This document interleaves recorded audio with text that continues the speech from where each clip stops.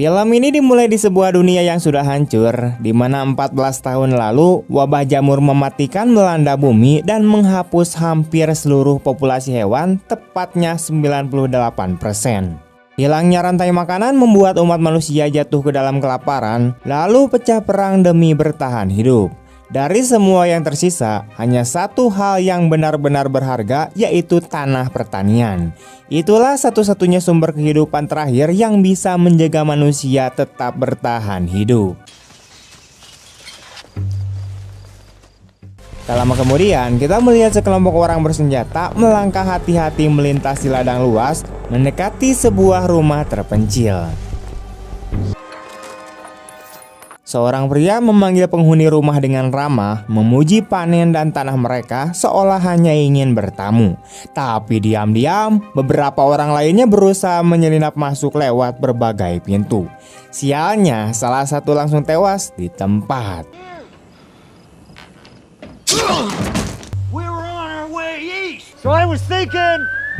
Pria di luar tetap bersikeras bahwa mereka hanya butuh tempat singgah, tapi mendadak terdengar siulan nyaring dari kejauhan. Seketika itu juga, semua orang bersenjata tersebut dilumpuhkan satu persatu, baik yang ada di ladang maupun di dalam rumah.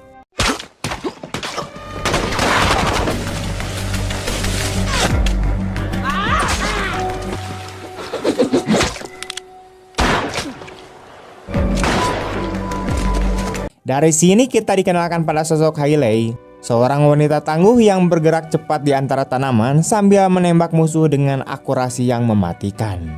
Ia segera menghubungi putrinya bernama Rain lewat radio.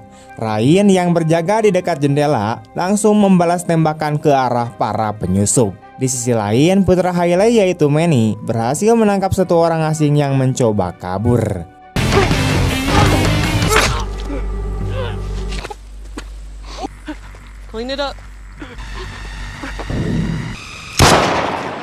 Setelah semuanya berakhir, keluarga itu berkumpul untuk memeriksa jasad para penyerang.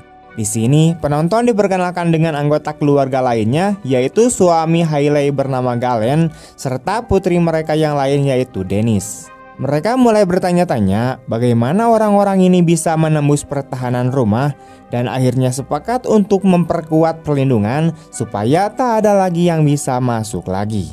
Malam harinya, keluarga Freeman duduk bersama dengan menikmati makanan malam. Anak-anak mereka berlatih menggunakan siulan khusus, semacam kode komunikasi untuk meningkatkan bahaya. Obrolan mereka juga berkisar pada hal-hal rutin seperti perawatan tanaman dan keamanan ladang. Saat itu, Hailey memberikan misi penting untuk Manny, mengirimkan perbekalan kepada sahabatnya yaitu Augusta yang tinggal cukup jauh dari sana. Ia menekankan pada Manny untuk selalu waspada, jangan mudah percaya pada orang asing, dan hindari terlibat dengan siapapun di luar.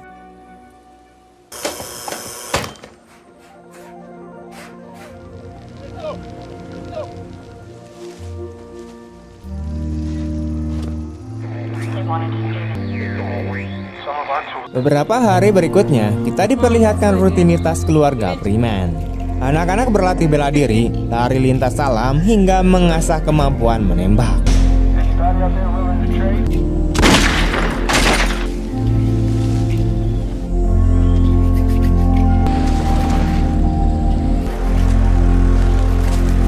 Mereka juga memastikan pagar listrik di sekitar lahan masih berfungsi, sekaligus berburu hewan kecil di hutan untuk tambahan makanan. Perimeter rumah dijaga ketat dengan kamera CCTV, sementara Hailey kerap memantau radio demi mencari kabar dari penyintas lain. Afternoon Augusta, over. Suatu malam, Hailey berbincang dengan Augusta lewat radio. Augusta memperingatkan tentang kelompok perampok brutal yang sudah menyerang 3 keluarga petani. Ia meminta Hailey untuk datang melatih orang-orang itu agar bisa bertahan hidup. Tapi Hailey menolak tegas, di mana baginya keluar berarti resiko besar dan bisa membahayakan keluarganya.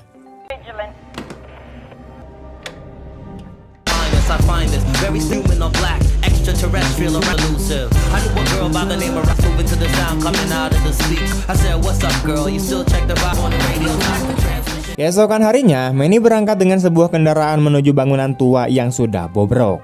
Di sana ia menemukan sebuah kotak bertuliskan nama Augusta, lalu segera mengisinya dengan perbekalan sebelum kembali pulang. We'll do anything. We gave you what we could. Sementara itu, Hailey menerima panggilan mengejutkan dari Augusta. Dengan suara panik, Augusta mengatakan bahwa keluarga petani bernama Fleming sudah mati, termasuk anak-anak mereka. Hailey jelas terguncang mendengar kabar itu, tapi Augusta menambahkan fakta yang lebih mengerikan, di mana keluarga itu bukan hanya dibunuh, melainkan juga dimakan oleh kelompok kanibal besar yang terorganisir. Di tempat lain, Manny terlihat berenang di sebuah sungai dalam perjalanan pulang. Begitu naik ke darat, ia melihat seorang gadis cantik tengah berenang tak jauh darinya. Seketika, ia pun terpesona. Dari kejauhan, Manny mengintip gadis itu lewat teleskop senapannya dan memperhatikan ketika gadis tersebut berjalan menuju pemukiman kecil yang tersembunyi di dalam hutan. Setelah kembali ke rumah, Manny tidak bisa berhenti memikirkan gadis misterius itu. Esoknya ia kembali ke sungai, tapi gadis itu sudah tidak ada. Akhirnya ia hanya bisa menggambar wajah gadis itu di bukunya, berusaha mempertahankan ingatannya. Beberapa hari kemudian, Manny bersama Galen dan Dennis pergi ke sebuah depot dengan harapan menemukan persediaan berguna.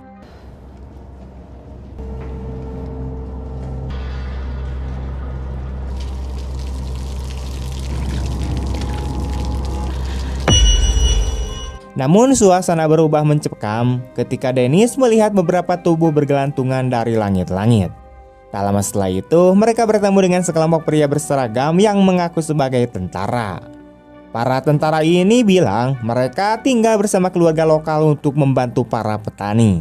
Galen langsung bertanya apakah mereka tinggal bersama keluarga Fleming, dan tentara itu mengiyakan. Mendengar jawaban itu, Galen akhirnya memberitahu anak-anaknya bahwa keluarga Fleming sudah mati. You must be part of the network. Sebelum pergi, Manny sempat menyarankan untuk memeriksa jasad-jasad yang ada, siapa tahu ada sesuatu yang berguna. Galen pun mengizinkan. Dennis kemudian membuka sebuah tas dari salah satu mayit, tapi tiba-tiba seorang wanita tua yang tadinya berpura-pura mati bangkit dan menembaknya tepat di perut. Wanita itu pun langsung kabur.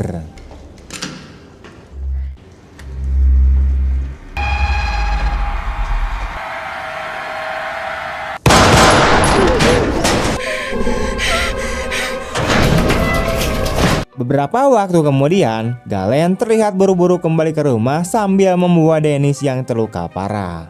Hailey pun segera melakukan prosedur darurat, berhasil menstabilkan kondisi putrinya. Meski begitu, Manny merasa sangat bersalah karena ia yang menyarankan pemeriksaan mayat-mayat tadi. Untungnya, Ryan menenangkannya dan bilang bahwa berkat usahanya, Dennis masih selamat. We've had an incident over. Setelah itu, Hailey mencoba menghubungi Augusta untuk melaporkan kejadian tersebut, tapi anehnya kali ini sahabatnya tidak merespon sama sekali. Malam itu, Manny mendengar suara mencurigakan dari arah hutan. Rasa penasarannya membuat ia berlari menyelidiki hingga samar-samar terlihat sosok seorang gadis di kegelapan. Manny refleks berteriak agar dia berhenti bergerak. Namun betapa terkejutnya ia ketika sadar ternyata gadis itu adalah orang yang sebelumnya ia lihat di sungai. Kini tampak ketakutan dan dengan putus asa meminta pertolongan. Keesokan paginya, suasana di rumah Freeman makin tegang. Galen dan Hailey menegaskan pada anak-anaknya untuk selalu membawa senjata bahkan saat tidur sekalipun. Mereka mengingatkan adanya kelompok orang asing yang berpura-pura jadi tentara. Padahal kemungkinan besar mereka hanyalah para kanibal yang mengincar lebih dari sekedar persediaan makanan atau lahan. Hailey tak mau ambil resiko. Ia dengan tegas menyuruh anak-anaknya jika melihat orang asing tembak dulu, jangan langsung bertanya. Tak lama, Manny diam-diam pergi ke lumbung. Di sana rupanya ia sudah mengikat gadis misterius itu. Stop fighting. Manny mencoba menenangkannya, memastikan kalau dirinya tidak bermaksud jahat. Ia membuka ikatan kain di mulut gadis itu, memberinya air minum, lalu berusaha merawat lukanya sebaik mungkin. Stop! Meski awalnya gadis itu menuduh Manny menculik, Manny menjelaskan bahwa semua ini semata-mata karena ibunya tidak mempercayai orang luar. Malam harinya, Manny kembali lagi ke lumbung. Kali ini ia menuntut penjelasan siapa sebenarnya gadis itu dan apa urusannya di sana. Gadis itu sempat memohon agar diizinkan memakai radio, tapi Manny menolak. Ia tak ingin mengambil resiko. Akhirnya gadis itu luluh dan menangis, mengaku hanya ingin tahu apakah orang-orangnya masih selamat. Mendengar itu, Manny mulai iba. Ia pun kemudian melepaskannya. Perlahan, gadis itu akhirnya mengungkapkan tujuan sebenarnya, di mana ia butuh radio untuk menemukan lahan pertanian keluarga Freeman. Hal ini membuat Manny terkejut, dan ketika ditanya alasannya, gadis itu menjelaskan bahwa bibinya bilang hanya keluarga Freeman yang bisa membantu. Sejak saat itu, hubungan mereka mulai mencair. Manny menceritakan hobinya berenang, sementara gadis itu dengan malu-malu mengaku pernah melihat Manny mengawasinya di sungai. Hal itu membuat Manny kikuk, tapi sekaligus menumbuhkan kedekatan di antara mereka. What's this? Keesokan paginya, Hailey menyadari Manny tidak ada di rumah. Ia segera keluar mencari dan menemukan gadis misterius itu sedang menari bebas di lumbung dengan pemutar musik milik Manny, sementara Manny asik menonton. Calm down, yo this your boy, yo you sweet life phantom. Tell me no, oh, lo, lo. I see this. Suasana yang tadinya hangat seketika berubah mencekam ketika Hailey muncul. Ia tanpa ragu menarik paksa gadis itu, sementara Manny dikunci di dalam lumbung. Manny panik berusaha keras mendobrak pintu agar bisa keluar. Di luar, Hailey mengarahkan senjatanya pada gadis itu dan menuntut kejujuran. Gadis itu akhirnya mengaku bernama Dawn. Ia bercerita bahwa dirinya seorang perawat dari program pemerintah yang memberikan bantuan medis untuk para petani dan kelompoknya kemudian diserang. Hailey tidak percaya begitu saja, bahkan sampai menembak peluru peringatan. Ketakutan, Dawn pun akhirnya jujur bahwa ia dikirim oleh bibinya yaitu Augusta. Nama itu membuat Hailey terdiam sesaat, seolah tak percaya dengan apa yang ia dengar. Sementara itu, Manny berhasil meloloskan diri dari lumbung dan langsung menuju ruang kontrol. Dengan putus asa, ia mencoba menghubungi Augusta lewat radio, tapi tak ada jawaban. On upstairs. Hello? Ma, Augusta's on the radio. What's going on? What are you doing? Tiba-tiba, Hailey masuk dengan wajah yang marah. Manny tetap bersikeras bahwa Augusta mungkin dalam bahaya. Namun ibunya menegaskan bahwa Augusta adalah seorang marinir tangguh, bisa menjaga dirinya sendiri. Hailey menuduh Manny termakan tipu daya Dawn dan menyebut gadis itu adalah seorang pembohong. Perdebatan sengit pun terjadi hingga Manny yang frustasi akhirnya kabur dengan penuh emosi. She gonna play you. It's your miserable life, not mine.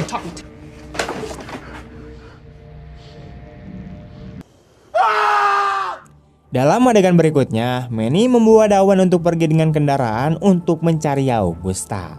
Hailey yang sadar mereka menghilang segera mengejar. Kill him. Yes, ma'am.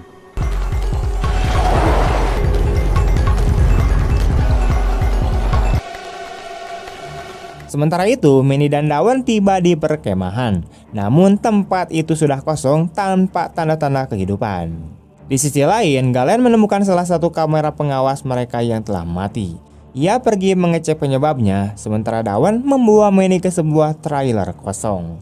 Disitulah Dawn akhirnya mengaku dengan gugup bahwa ia sengaja memancing Manny untuk datang. Ia menjelaskan bahwa para kanibal telah menculik bibinya bersama beberapa orang lain, lalu memaksanya membawa Manny. Begitulah cara mereka menguasai lahan pertanian dengan menyandra keluarga para pemiliknya. Saat pengakuan itu keluar, sosok misterius tampak mendekat dari belakang Manny. Hailey di tempat lain tiba di rumah Augusta yang sunyi dan penuh bercak darah. Ia panik berlari-lari mencari jejak sahabatnya Hingga tiba-tiba sesuatu mengejutkannya dari kegelapan.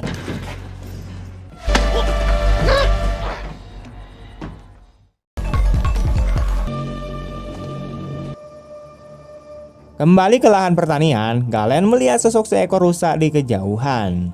Itu mustahil karena binatang semacam itu sudah dianggap punah.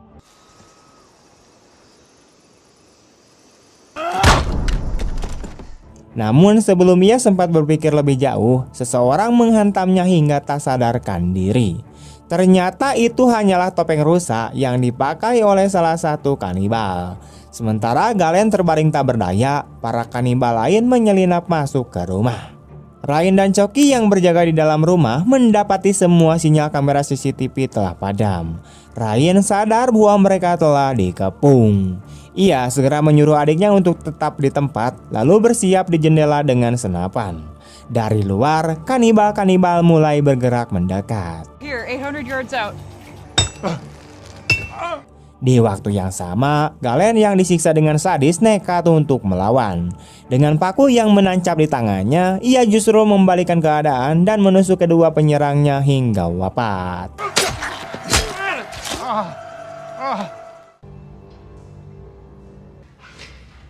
Sementara itu, Hailey siuman di sebuah ruangan bawah tanah yang gelap. Ia terikat dan di hadapannya tampak Augusta yang juga terluka parah. Di rumah, Ryan menembak tanpa henti ke arah para penyusup. Beberapa berhasil ia tumbangkan, tapi sisanya membalas dengan brutal menghancurkan kaca jendela.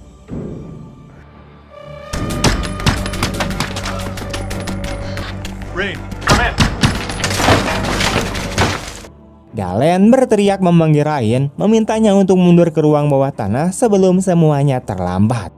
Kembali ke ruang bawah tanah kanibal, Hailey mencoba menenangkan Augusta, lalu menyebut tentang seorang gadis yang datang ke lahan pertanian dan mengaku sebagai keponakannya.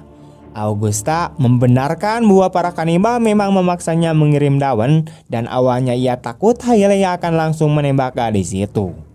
Hailey berjanji akan menyelamatkan mereka semua, namun Augusta memperingatkan masih ada anak-anak lain yang juga ia sembunyikan. Tepat saat itu, pemimpin kanibal muncul dan menghina Hailey. Menurutnya, Hailey berbeda dari keluarga petani lain karena ia sebenarnya tak peduli dengan nyawa orang lain. Hailey melawan dengan kata-kata, menyebut dirinya muak terhadap orang-orang yang memakan manusia. Namun, pemimpin itu balik menantang. Ia menekankan bahwa Hailey juga sama saja karena ia menghabisi orang lain dan bahkan melibatkan anak-anaknya dalam pertarungan. Baginya, tidak ada bedanya antara mereka. Keduanya sama-sama melakukan apapun demi bertahan hidup. Pada titik ini, salah satu pria dengan brutal menyayat tubuh Augusta untuk dipersiapkan sebagai santapan makanan. Sementara Hailey tidak bisa berbuat apa-apa selain menonton dengan putus asa. Adegan kemudian kembali ke Manny dan Dawn bersama 3 anak kecil yang dengan putus asa melahap makanan seakan mereka sudah lama tidak diberi makan. Dawn berterima kasih kepada Manny atas makanan itu dan meminta maaf karena telah membawanya ke sini. Jika tidak, anak-anak ini pasti sudah mati. Manny memahami situasi Dawn dan menyatakan bahwa ia akan pergi menyelamatkan bibinya. Setelah itu mereka semua bisa pergi bersama. Adegan kemudian berpindah pada Hailey yang kini pingsan dan seorang pria botak mendekat untuk menghabisinya. Namun Hailey dengan cepat berhasil menguasainya, mencekiknya dengan brutal hingga tewas. Ia lalu mengambil senapan yang ada di dekatnya, tepat ketika pemimpin kanibal masuk ke ruangan. Wait!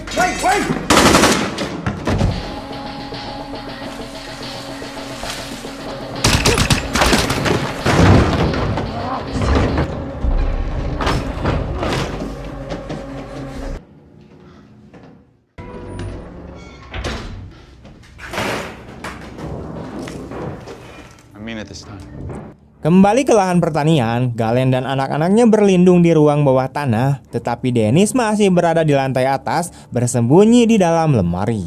Galen pun bersiap untuk menyelamatkan putrinya itu dan dengan tegas memperingatkan putri-putrinya yang lain agar tetap tinggal di sini. Di tempat lain, Hailey mencoba keluar dari ruang bawah tanah dan di pintu ia bertemu kembali dengan Manny yang datang mencari Augusta.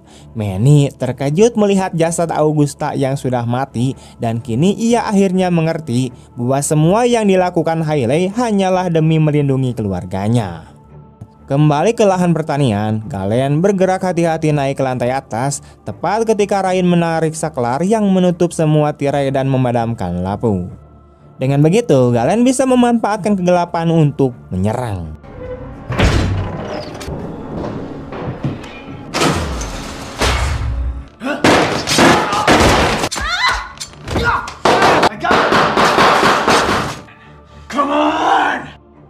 Setelah semua lawan tewas, ia memerintahkan Ryan untuk menyalakan kembali lampu dan terlihat bahwa dirinya juga mengalami luka parah.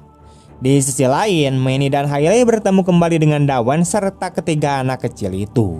Ketika Dawan mengetahui bahwa bibinya telah mati, ia hancur dan dipenuhi kesedihan mendalam.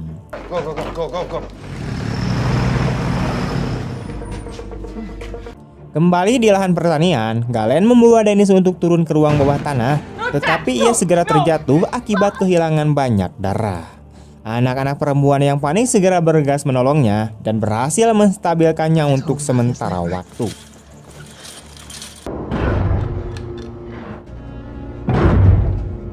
We got 2 left.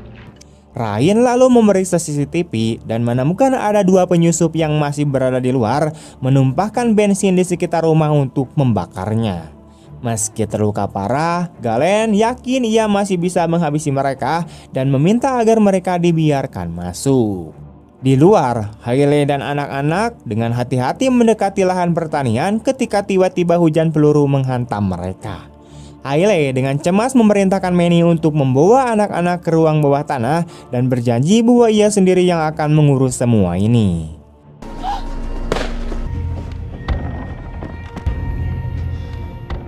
Di tempat lain, Ryan akhirnya membiarkan 2 kanibal masuk, lalu memperlihatkan kepada mereka adiknya yaitu Dennis yang terbaring tak sadarkan diri sambil mengatakan bahwa ia telah tertembak.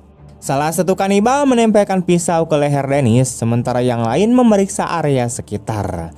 Di luar, Hailey terkena tembakan. Namun meski kesakitan, ia berhasil menewaskan beberapa kanibal.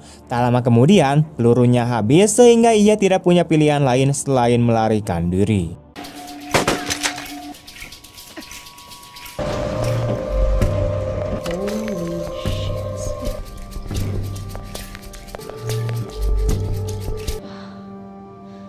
Di ruang bawah tanah, salah satu kanibal membuka pintu tersembunyi yang membawanya ke sebuah ruangan penuh dengan amunisi. Ia juga menemukan lemari berisi rempah-rempah dan bumbu masakan yang membuatnya bersemangat karena barang-barang semacam ini hampir mustahil ditemukan. Tepat saat itu, Galen tiba-tiba bangkit dan menembaknya hingga tewas, sementara Dennis menusuk kanibal lain dari belakang, lalu Ryan menembaknya sampai mati.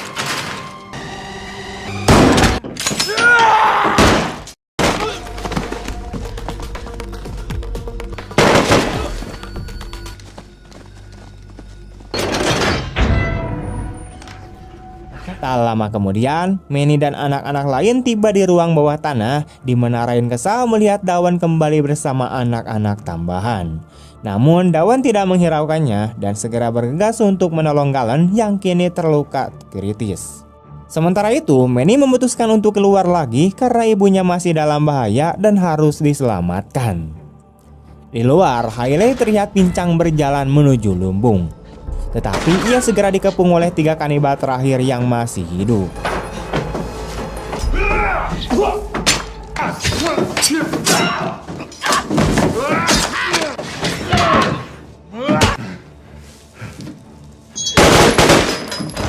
Saat ia hendak dihabisi, Manny muncul dan menembak kanibal itu hingga tewas. Ia lalu dengan panik bergegas menolong Hailey, tetapi kondisinya kritis karena luka parah di banyak bagian tubuh. Manny memohon ibunya untuk tetap terjaga, tetapi sang ibu malang itu segera memejamkan mata, meninggalkan Manny yang hancur, menangis dan menjerit putus asa.